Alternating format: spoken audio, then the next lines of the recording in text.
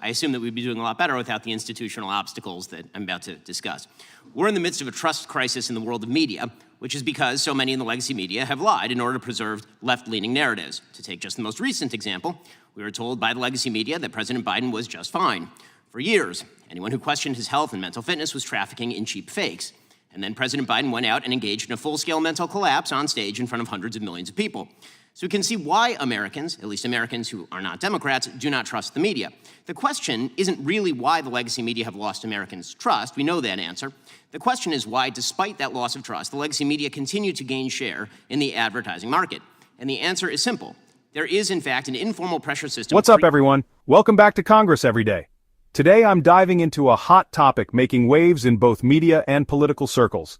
Ben Shapiro recently addressed major concerns about media trust, President Biden's health, and how conservative voices are being targeted. You don't want to miss this breakdown, so make sure to hit that subscribe button, and let's get started. Ben Shapiro kicked things off with a massive claim: we're in the middle of a media trust crisis. He pointed out how the media has downplayed concerns about President Biden's mental and physical health.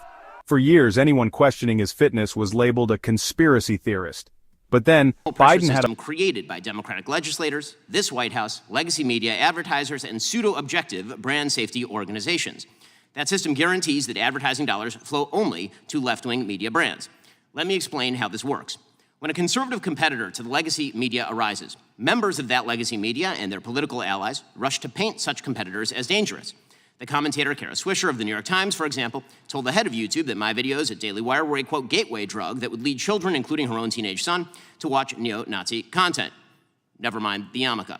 Elected Democrats pick up that same messaging. In 2017, Senator Dianne Feinstein told lawyers at Facebook, Google, and Twitter, quote, you created these platforms and now they're being misused. Biden had a public slip-up, exposing the truth for all to see.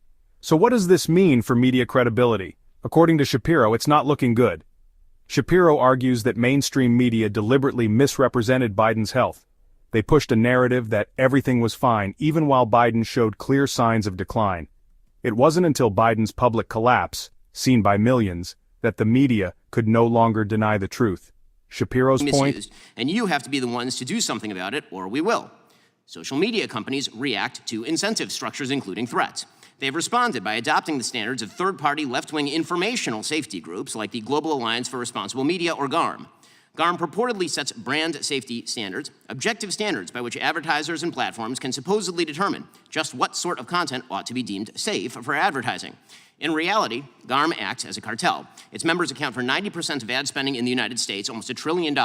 In other words, if you're not getting ad dollars from GARM members, it's nearly impossible to run an ad-based business. And if you're not following their preferred political narratives, the ones that Kara Swisher and Dianne Feinstein would follow, this is a major reason why Americans, especially conservatives, have lost trust in the media. But it gets even more interesting. Despite the growing distrust in media, left-leaning outlets dominate the advertising space.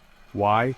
Shapiro claims there's a massive pressure system created by Democratic legislators, the White House, advertisers, and legacy media outlets. This system ensures advertising dollars flow to left-wing media brands. If you're a conservative outlet, you will not be deemed brand safe. Your business will be throttled. We at Daily Wire have experienced this firsthand. In 2017, after Senator Feinstein made her threats to bring the weight of government down on social media platforms, Daily Wire YouTube channel saw a 1,000% increase in content enforcements over a 2-year period. Since 2021, after Democrat officials further turned up the heat on social media companies, my personal Facebook page has seen an over 80% drop in impressions. Or take Joe Rogan. When Joe said that he had taken ivermectin after getting COVID, White House Press Secretary Jen Psaki pressured Spotify to take action, stating, quote, we want every platform to be doing more. Trying to compete, you're immediately labeled dangerous. Now let's talk censorship. Shapiro highlights how platforms like YouTube and social media companies have been forced to adopt left-wing brand safety standards. Organizations like the Global Alliance for Responsible Media, or GARM, set the rules. If you don't follow them, you're labeled unsafe, fewer ads, less exposure, and fewer views. A perfect example? Matt Walsh got demonetized for misgendering just for stating that men aren't women.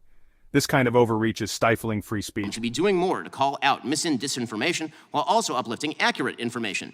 Spotify complied. Spotify, of course, works with GARM. So, what are the brand safety standards that GARM uses? The standards begin with inarguable things that we've heard from the other witnesses, like preventing distribution of child sexual abuse material or stopping terrorism. But GARM doesn't draw the line at what is criminal, abusive, or dangerous. Their standards also include restrictions on hate speech, harassment, misinformation, or my personal favorite, insensitive, irresponsible, and harmful treatment of debated, sensitive social issues. Those criteria are highly subjective in theory, and they are purely partisan in practice. For example, last year, Daily Wire host Matt Walsh was fully demonetized on YouTube, a GARM member.